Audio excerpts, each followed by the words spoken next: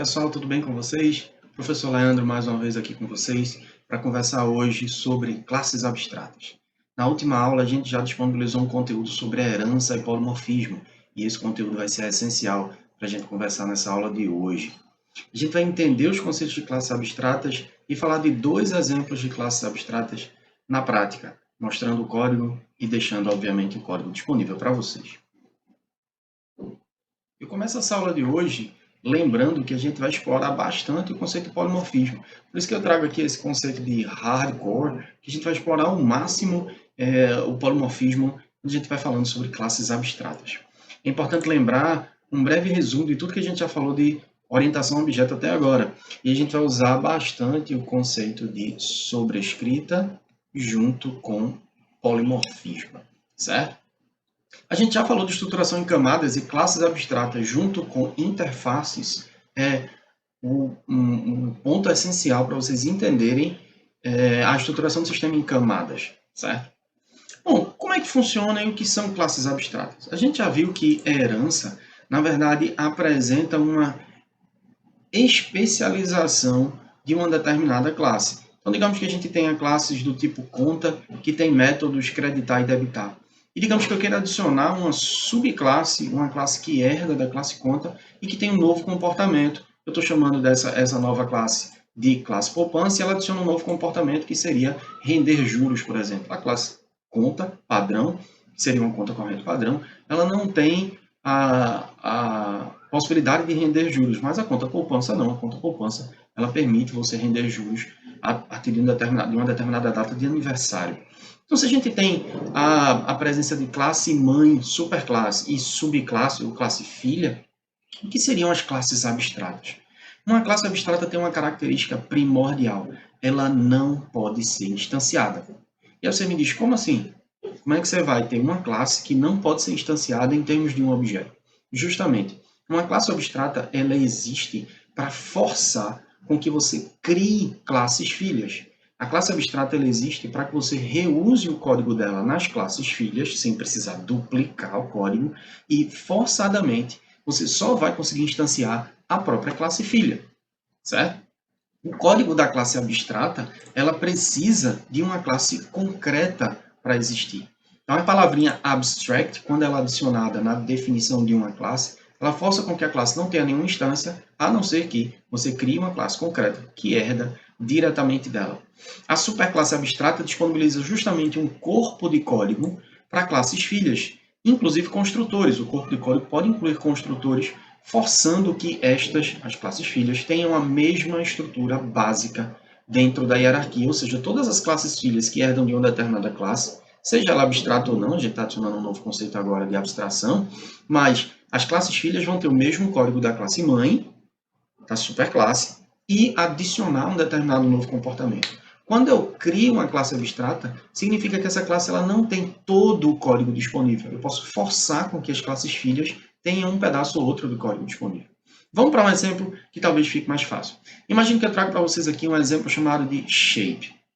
Shape não é nada mais do que uma forma, tá? E esse aqui é um UML padrão. Observem que shape aqui, esse nome, ele está em itálico. Por acaso ele está em itálico porque ele já representa uma classe abstrata. Mas também se vocês observarem aqui, eu vou colocar uma lupa, esse Azinho, tá vendo um Azinho que está aqui, ó?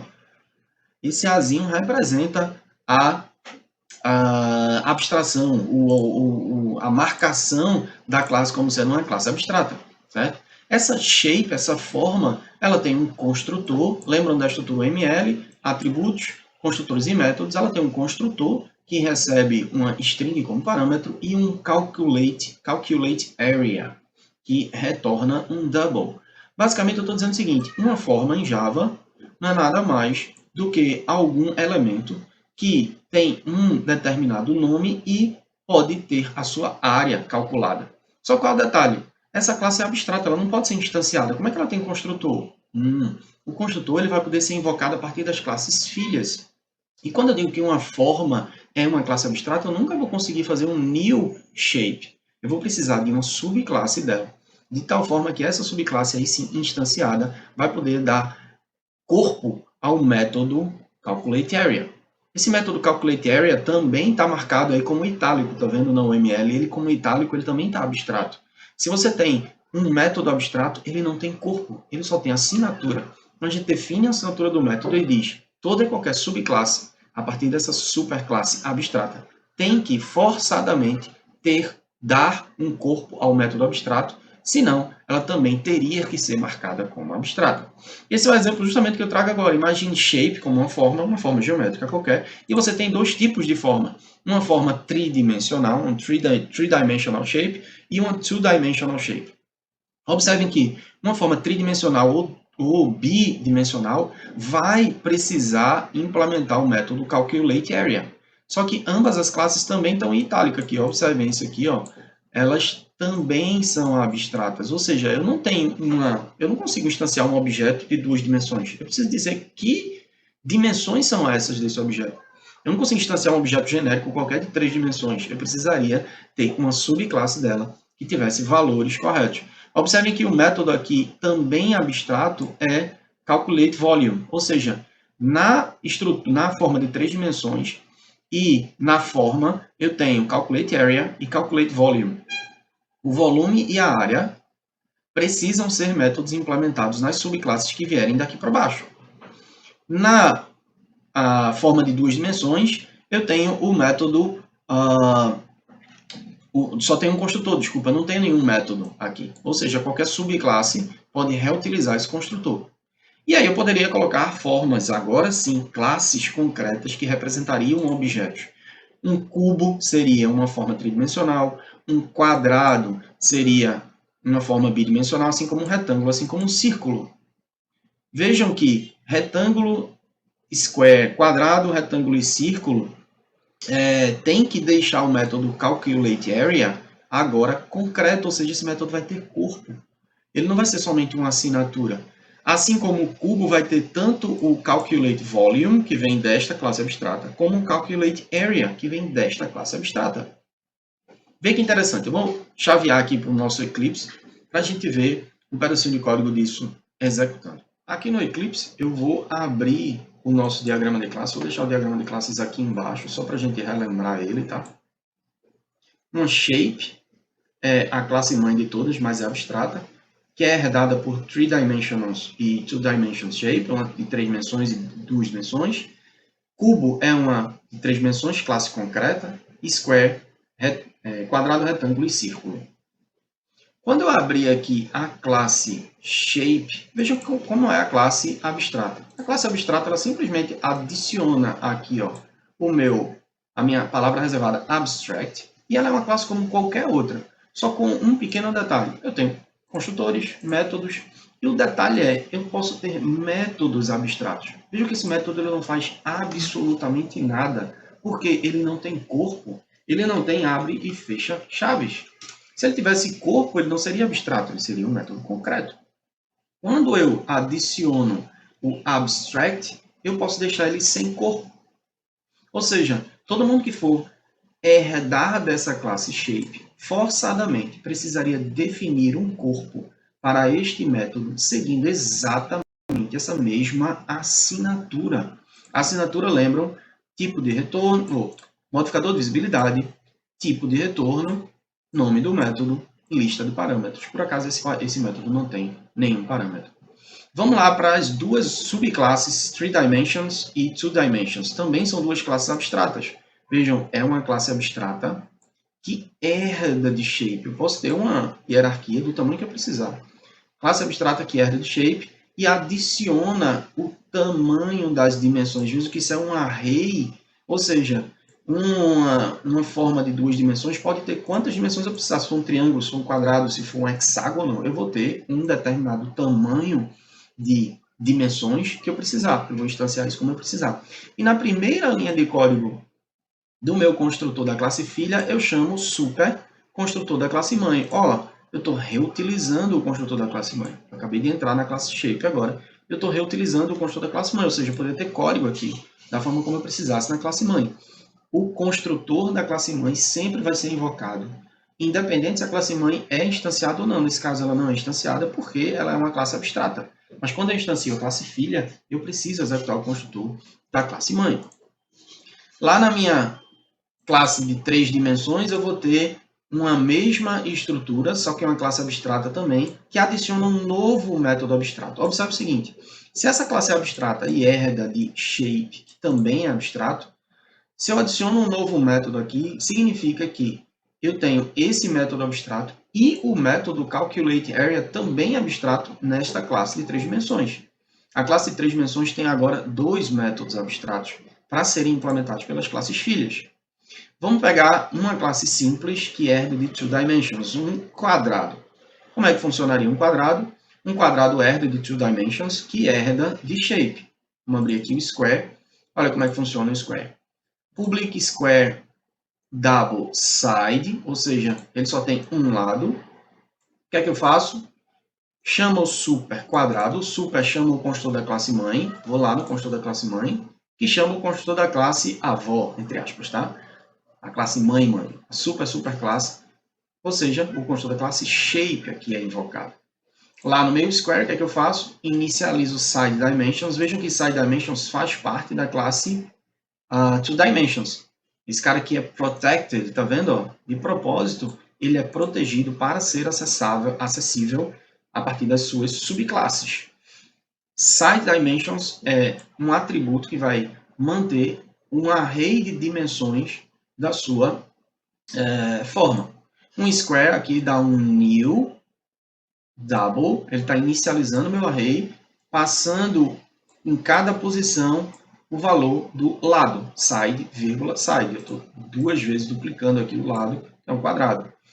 E eu tenho agora uma anotação de código bem interessante, que é o meu @override. O @override garante que eu estou sobrescrevendo o método calculateArea, agora um método concreto, oriundo de 2 dimension shape.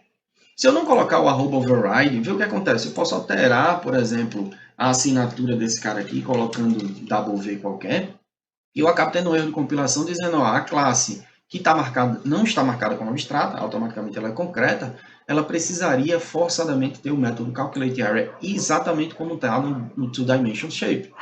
Mas, como eu não marquei como o override, ele não sabe que esse método aqui é exatamente o mesmo método que eu estou querendo dizer lá nessa classe 2 dimensions.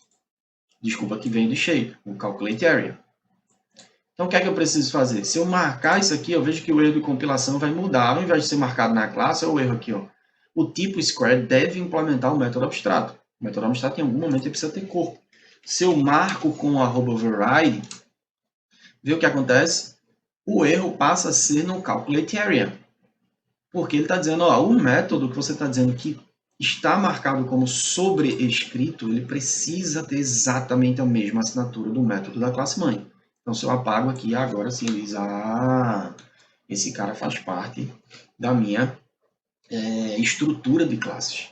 Do mesmo jeito, lá na classe Cube, eu vou para a classe Cubo aqui, e a classe Cubo ela precisa forçadamente ter o Calculate Volume, para calcular o volume baseado numa estrutura de 3 dimensões, e o calculateArea, baseado numa estrutura padrão, que é a minha shape. Então, esses dois métodos vêm sobrecarregados. O de volume vem diretamente de 3 dimensões, daqui, e o de calculateArea vem diretamente de shape, que eu tinha marcado como abstrato. Estão percebendo? Vejam que os dois estão marcados com @override. Eu estou inicializando o cubo com lados iguais. Todo cubo vai ter um lado igual. Vejam que eu não tenho, diferente da 2 dimensions, eu não tenho um array. Eu tenho simplesmente a inicialização de um lado.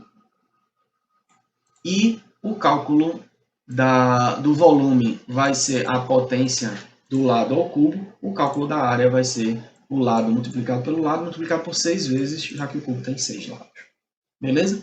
A mesma coisa acontece com as outras classes. Eu deixo o código disponível aí na descrição do vídeo para vocês visualizarem melhor a classe retângulo, que inicializa um construtor com largura e altura, e a classe círculo, diferente de cubo, dá para não confundir, a classe círculo recebe um raio e eu inicializo a minha área, eu implemento, desculpa, a minha área, o meu método área math.p vezes sideDimensions, vezes sideDimensions. Eu multiplico, eu levo ao quadrado, π vezes o raio ao quadrado. Eu deixo o código disponível para todo mundo. Ou seja, a classe abstrata, ela vai forçadamente dizer que eu não posso instanciar a classe shape. Nem muito menos também as classes de 3 dimensões e do 2 dimensions. Um exemplo de código aqui, usando um ArrayList, eu poderia tranquilamente. Eu criei uma classe aqui, main class ArrayList, que eu faço shape p recebe. Vê o que acontece se eu faço new shape. Eu consigo fazer isso? Claro que não. A classe shape ela é abstrata, eu não posso instanciá-la. Cannot instantiate shape. Então eu vou fazer um new de qualquer subclasse. Será que eu consigo fazer um 2 dimensions? 2 dimensions shape? Também não. Ele só criou para mim uma estrutura aqui de uma classe interna, mas eu não consigo instanciar um 2 dimensions. Ele diz também, eu não posso instanciar. Mas eu posso fazer shape recebe new rectangle. E aí sim, uma forma superclasse pode receber uma instância da subclasse. New rectangle, ele está esperando que eu passe os parâmetros. O Droga, eu acabei importando uma classe diferente aqui, mas é um new rectangle dentro do nosso pacote, tá? Que está esperando que eu passe uma altura 3 e uma largura 2. E aí sim eu consigo fazer shape p recebe new shape. Shape p2 recebe new circle. E o círculo espera que eu passe um raio. Shape p3 espera que eu passe alguma. Vamos botar aqui um new square. E aí o square tem um lado de 5. Vamos fazer um negócio legal? Será que a gente consegue fazer um ArrayList de shapes? E aí sim entra a parte mais interessante de classes abstratas, quando eu uso polimorfismo. ArrayList de shapes. Shapes, vou chamar o nome da minha lista de shapes, recebe new ArrayList. E eu vou sair adicionando, isso aqui é desnecessário, e eu vou sair adicionando shapes.add. Vou adicionar aqui p. Vou adicionar P2, P3. Para não precisar guardar na variável, eu posso tranquilamente fazer shapes.add. Quem mais? New cube. Será que eu posso passar um cubo como parâmetro? Sim, sem problema. Um cubo de lado cujo tamanho 6. Um cubo é uma dimensão, uma forma de 3 dimensões, uma 3-dimension shape. E também é um shape. Então eu posso passar uma instância da subclasse se esse cara está me recebendo uma superclasse do tipo shape. E aí eu posso iterar sobre todo mundo, por exemplo, for shape shapes. Eu quero buscar todas as minhas formas e eu quero simplesmente pegar qual é a área de cada um deles. Acabei errando aqui porque, como esse cara é um ArrayList de uma classe abstrata, eu preciso dizer qual tipo que ele vai receber, forçadamente. Por exemplo, imprima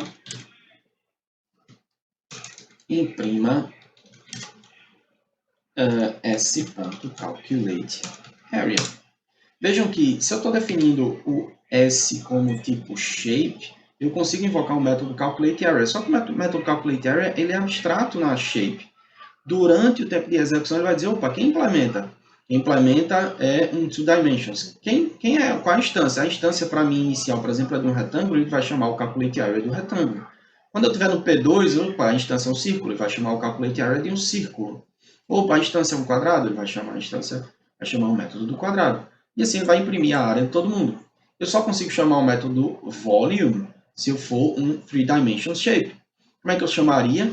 Eu poderia tranquilamente fazer se e usar a palavrinha reservada que a gente já falou no conteúdo da aula passada. Se o S for uma instância, se S instance of cube, aí sim eu consigo invocar o método calcule o volume.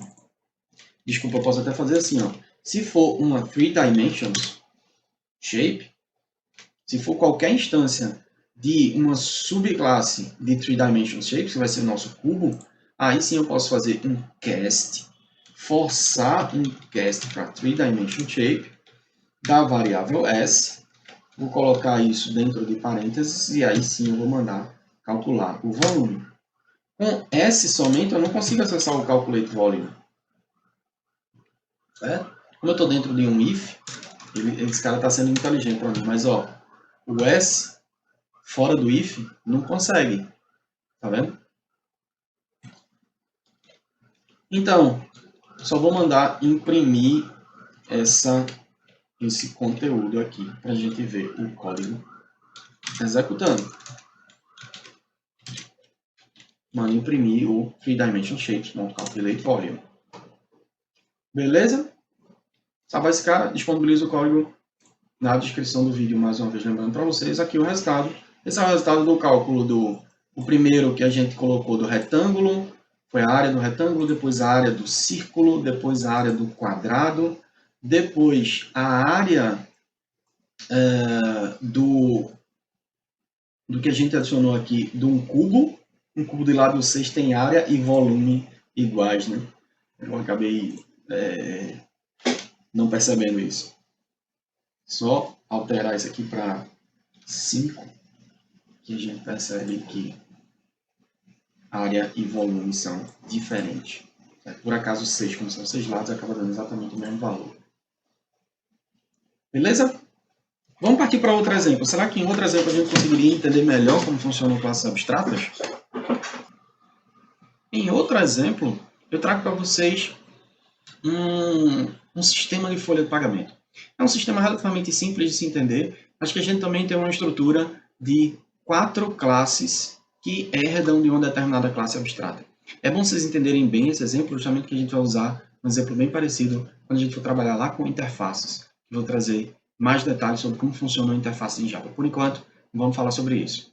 Imagine um sistema de folha de pagamento onde você tem um empregado, um employee, e esse é o exemplo do livro de Daytel, do Java Como Programar. O exemplo do código está todo disponível no meu GitHub e no link do código do livro. Eu fiz algumas pequenas alterações com comentários somente, mas vocês podem pegar o código original lá do livro de Daytel. E essa estrutura mostra o seguinte: um empregado, um employee, observem esse employee, ele está em itálico, ele é abstrato. Pode ser representado por um empregado assalariado, um empregado comissionado ou um empregado que ganha por hora. Além de um empregado comissionado poder ser especializado num empregado que ganha um salário base, um base plus commission. Ou seja, o cara é assalariado, ganha comissão, ganha por hora ou ganha um salário base mais uma comissão. Seguindo esse exemplo, vamos mostrar um pedacinho de código de cada uma dessas classes, quais classes são concretas e herdam das classes superiores, e a classe employee, que é abstrata. A classe employee é abstrata de propósito porque no meu sistema eu quero que os meus empregados tenham sempre um tipo específico e eu não posso instanciar um empregado genérico. Um empregado genérico ele não saberia calcular o seu próprio salário, ele não teria um método que calculasse o seu salário. Ou seja, o método earnings é o método abstrato. Earnings em inglês, que calcula os seus vencimentos, certo? Por acaso o código está em inglês, do exemplo do livro de Daytel, e eu não traduzi o código para a gente, tá? Então vocês vão ter contato com muito código em inglês, não estranhem isso na vida de vocês. É bom observar que objetos da subclasse ou da classe filha comportam-se sempre como os objetos da superclasse, adicionando um novo comportamento. Ou seja, classes filhas são iguais às classes mãe, mais alguma coisa, adicionando um novo comportamento.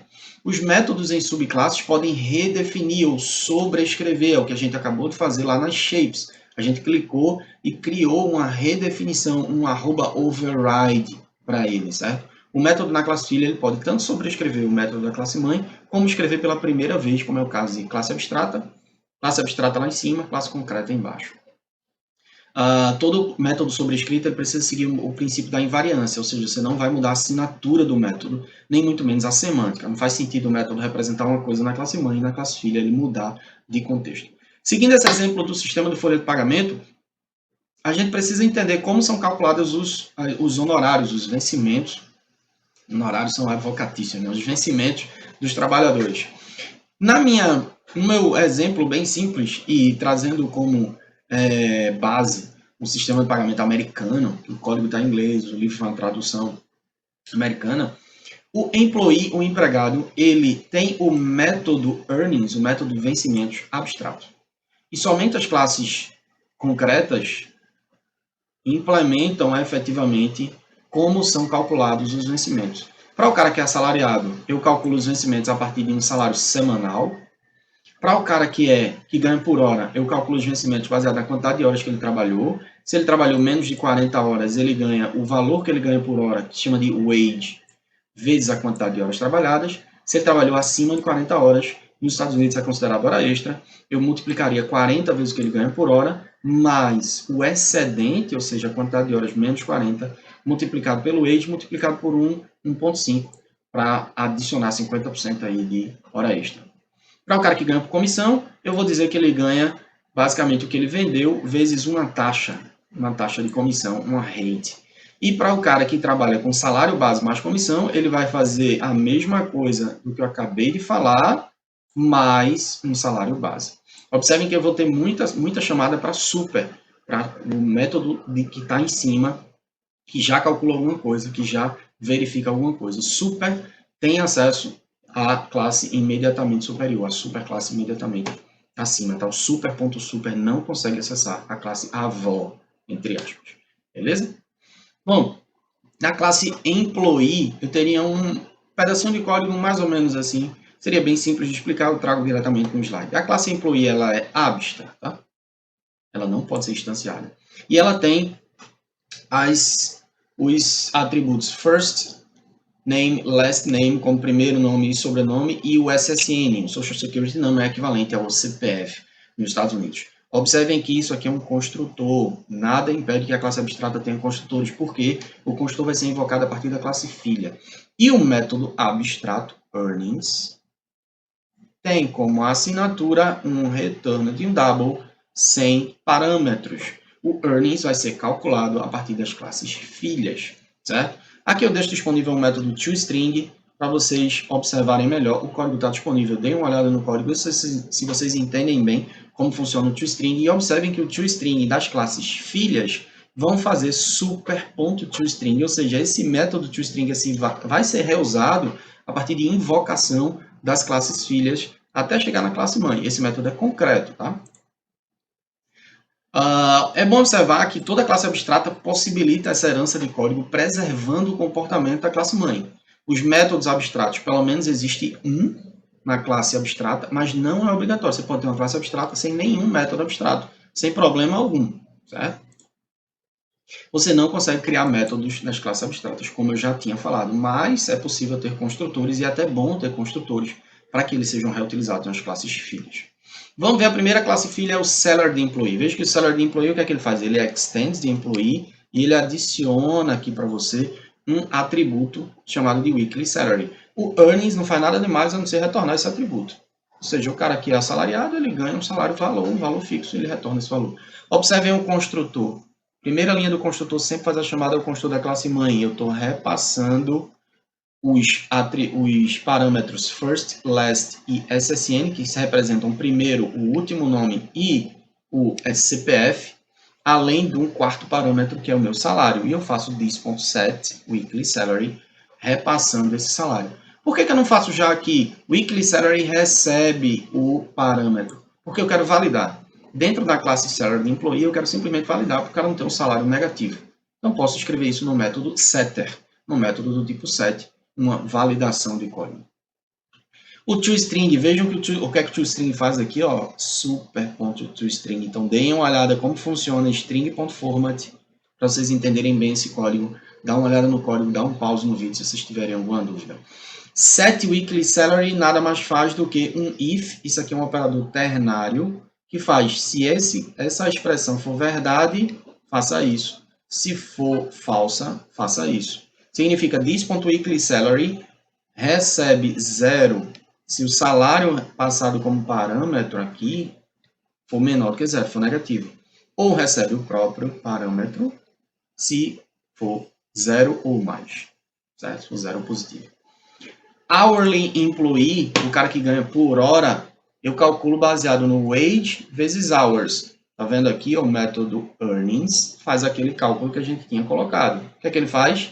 Obrigatoriamente, se eu digo que esse cara herda de employee, eu tenho que definir o método earnings. Se ele recebe um wage e uma hora como atributos, agora eu digo, se a quantidade de horas trabalhadas for menor do que 40, menor ou igual a 40, ele ganha o valor da hora padrão, o wage vezes o get hours. Como eu estou dentro da classe, pessoal, não faria realmente diferença se eu acessasse diretamente this.wage vezes multiplicado por this.hours. Não faria muita diferença.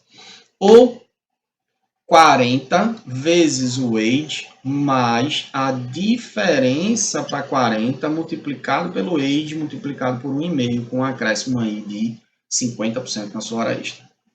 Na mesma linha da hierarquia, eu estou passando e abstraindo o toString, tá? Deixando aí para vocês olharem melhor depois com acesso ao código. Commission Employee, também herda de Employee, tem dois atributos, Gross Sales e Commission Rate, e o meu Earnings multiplica a minha taxa de comissão pela quantidade de vendas. Mais uma vez, não faria diferença de eu acessar o atributo diretamente, this.sales, this.commission rate. Mais uma vez, eu estou fazendo reuso aqui no construtor super, chamando o construtor da classe mãe, set gross sales, set gross, e esses setters também poderiam ser de validação. Ou seja, o cara não poderia ter uma quantidade de vendas negativa, nem muito menos ter uma commission rate, uma taxa de comissão também negativa. Os métodos do tipo get e set de validação estão omitidos aqui, mas eu posso mostrar o código. Vocês têm acesso ao código, na verdade, do setter funcionando. O toString, mais uma vez, deixo como exemplo de como ele funciona, mas lembrem, olha o que está acontecendo aqui, ó, reuso, estou chamando o método da classe mãe.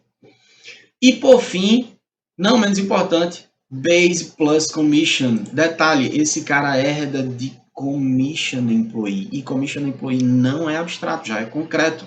O que é que eu vou fazer? Eu posso tranquilamente adicionar um novo atributo, que esse é o cara que tem um atributo base, como sendo seu salário base, o base salary. E o earnings nada mais faz do que pega o salário base e soma com super.earnings. Olha quem é super.earnings. É justamente o método earnings do cara que é comissionado. Eu estou adicionando o cálculo aqui, eu estou reusando o cálculo do método que já foi chamado acima. Mais uma vez, observe a estrutura do construtor. Primeira linha de código, chama o construtor da classe mãe, repassando. E o construtor da classe mãe aqui, galera, vai ser o commission employee. Não vai ser a minha classe abstrata lá, employee. Certo? Set base salary é um setter de validação. O método toString, mais uma vez, também faz uso do super.toString.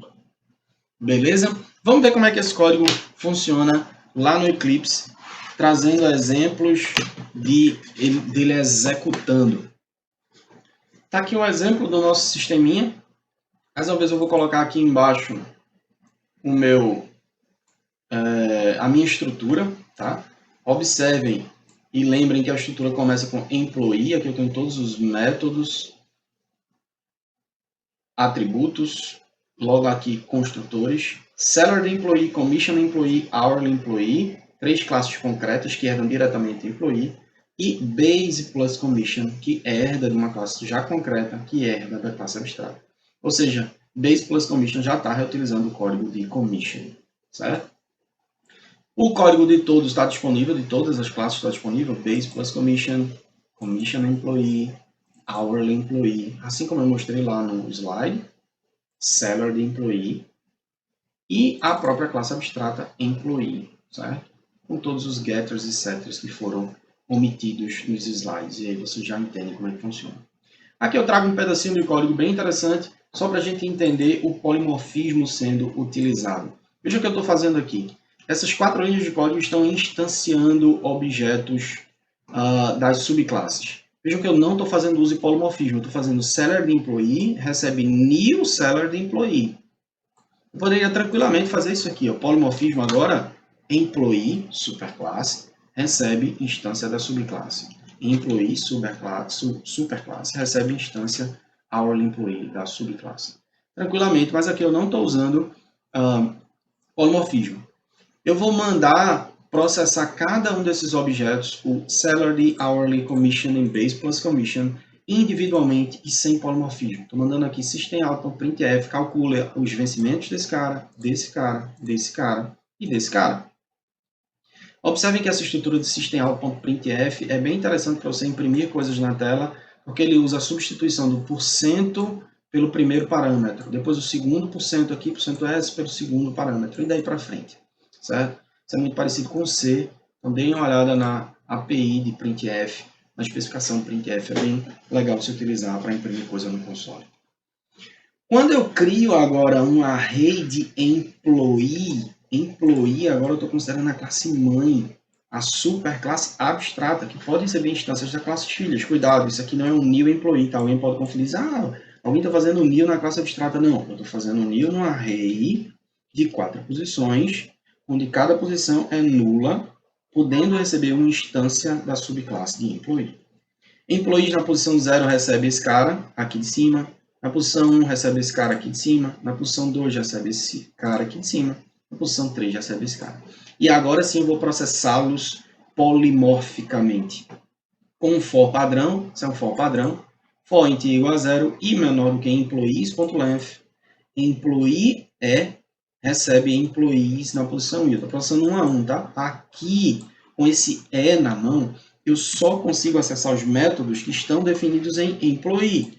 Ou seja, eu só consigo acessar o earnings, o getFirstName, setFirstName, eu só consigo acessar os métodos que estão definidos nessa classe. Certo? E voltando para cá, no processamento polimórfico, eu mando imprimir agora e.getEarnings. Vê que eu não consigo, através de digamos que eu queira acessar algum atributo de seller de employee, que é o getWeekly. Não posso. Eu precisaria testar se essa instância é uma instância de seller de employee, e aí sim fazer um instance off. E aqui um for, de uma forma for each. Aqui eu tenho um for usando estrutura de array, aqui eu tenho um for como for each. Para cada empregado de empregados, employees, invoca implicitamente o método toString de cada um. Eu estou mandando imprimir current employee. Vê o que acontece aqui. Via ligação dinâmica, esse cara vai pegar o seguinte, ele vai pegar a instância de cada um desses caras e vai chamar o método toString da classe do qual o objeto está associado. Então, esse current employee vai pegar o que é um seller de employee na posição 0, e vai chamar o toString do seller de employee. Vê o que acontece? Ele chama o toString, esse cara chama o format, que chama super.toString, que acessa o toString lá da classe employee, lá em cima. Vamos ver o reuso sendo utilizado, chamada na classe mãe, chamada na classe super, para trazer o método. Então, aqui eu só estou mandando imprimir cada uma das informações de cada um dos objetos, e polimorficamente um método toString vai ser chamado do tipo do objeto específico, uma vez que o toString foi reescrito, foi override em cada uma das subclasses. E agora, especificamente, se current employee instance of base plus commission, aí eu posso fazer o cast. O cast aqui é seguro. Base plus commission employee, qualquer recebe o cast. Com o cast na mão, se essa variável está definida como tipo base plus commission, aí sim employee consegue acessar o get base salary, ou o método específico de base plus commission employee. Eu estou só pegando o salário base e aumentando em 10% o valor do salário anterior, e aí aqui mandando imprimir o que o cara ganhou depois do aumento de 10%. Beleza? Lá no final, pega o nome de cada tipo dos objetos do array employees e vai chamar o método getClass. Vê o que vai acontecer quando eu chamo o método getClass? Ele vai pegar justamente qual a classe que aquele objeto especificamente pertence. Se esse cara é do tipo seller de employee, ele vai retornar a classe com o nome completo delas. Pacote mais nome da classe. Vou mandar rodar aqui só para vocês verem o resultado. Deixa eu jogar o console aqui para baixo, para vocês lembrarem do código. Mas aqui eu processo individualmente, depois processo polimorficamente, depois adiciono um determinado valor de 10% a algum empregado, e lá no final eu mando imprimir a getClass dele, tá vendo? Esse cara faz parte do paymentsystem.abstractClass.sellerDeEmployee, o nome completo da classe. Beleza, galera? Acredito que deu para entender. Voltando para os nossos slides, todo o código que a gente está mostrando nessa aula está disponível originalmente no código-fonte do livro, tá? Mas o link que eu disponibilizei para vocês lá no início dos slides e que eu deixo na descrição do vídeo também traz essas adaptações, esses comentários que eu coloquei, que eu acabei de mostrar diretamente no Eclipse. Essa aula de hoje traz uso de casts e instance of de forma muito natural. A gente vai precisar usar bastante isso se eu estiver usando herança com muito afim. Detalhes sobre o método system.out.printf também pode ser encontrado no livro Java Como Programar, mas tem muita informação na internet se vocês fizerem uma busca. Alguns adendos sobre essa aula. O método, os modificadores, as palavras reservadas final e static, podem ser utilizadas para classes e métodos. A gente já viu que o modificador final e static podem ser aplicados a variáveis, mas e se a gente aplicar a métodos e classes? Classes e métodos. Em métodos, o final não permite sobrescrita, ou seja, nas subclasses eu não vou conseguir fazer o @override. Significa que eu não consigo marcar final e abstract ao mesmo tempo, porque o abstract exige o override. Se eu marco como final, esse cara não pode ser abstrato. Static e private em métodos automaticamente marca ele como final. O método marcado como final não pode ser reutilizado. Se eu marco ele como static e private, se ele é privado dentro da classe, ele também não vai conseguir ser reusado do mesmo jeito, então ele é automaticamente marcado como final. Em classes, final significa que ela não pode ser herdada por ninguém. Um exemplo de classe final é a classe string. A classe string ela não pode ser herdada, você não pode alterar a classe string em Java.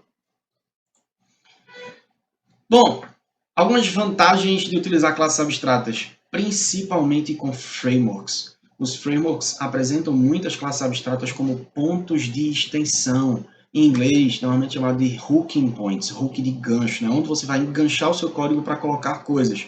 Alguns exemplos práticos de Android e HTTP Servlet. Um exemplo de Android com Content Provider, essa classe é abstrata, aí tem alguns métodos abstratos. Essa classe Service também ela é abstrata, sem métodos abstratos. Eu vou mostrar rapidinho para vocês. E essa outra classe, HTTP Servlet, que é uma classe mais antiga, mas que a gente também tem ela como abstrata, sem métodos abstratos. Um exemplo do Content Provider, eu vou mostrar rapidinho aqui para vocês.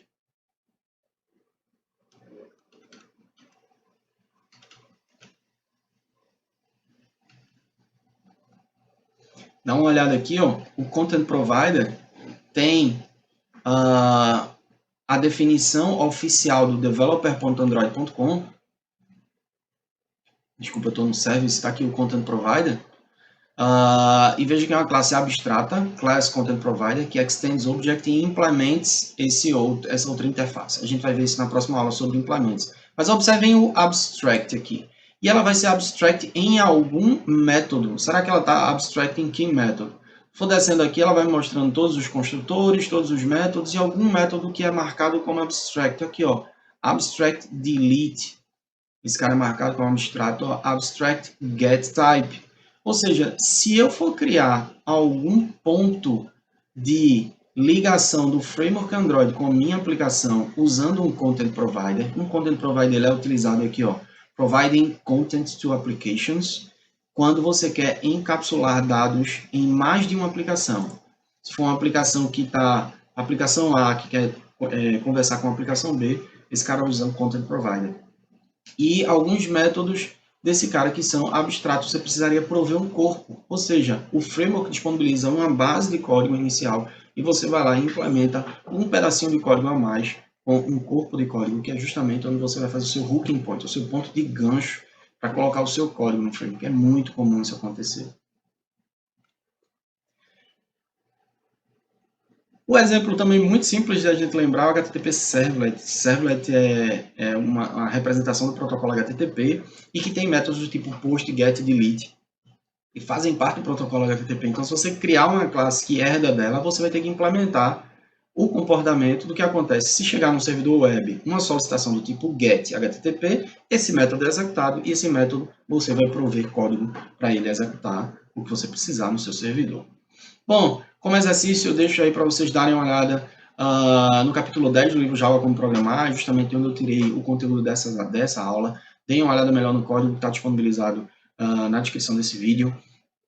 Para resumir, a gente ainda vai falar um bocado sobre a herança com interfaces, mas por enquanto vamos entender como funcionam as classes abstratas desses dois exemplos de código que eu trouxe para vocês. E lembrar que a gente vai precisar falar bastante e usar bastante casts e instance of. Valeu, galera! Agradeço a atenção de vocês até agora. Quem assistiu até agora, deixa o like. Se entendeu que está tudo acompanhando no curso, deixa o like. Vamos seguindo. Um abraço, até mais.